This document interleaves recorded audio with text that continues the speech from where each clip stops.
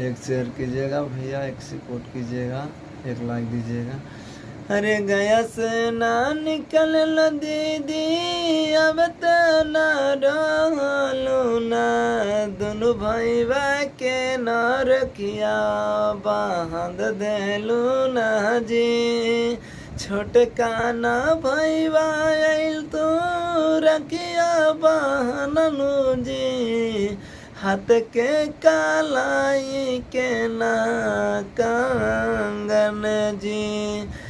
साले खुशहाल बहनी रहबू ना छोटकाए भैया, देख के सपनमा में मिल के जिंदगी निभवलू हो भाई बिना जिंदगी तो।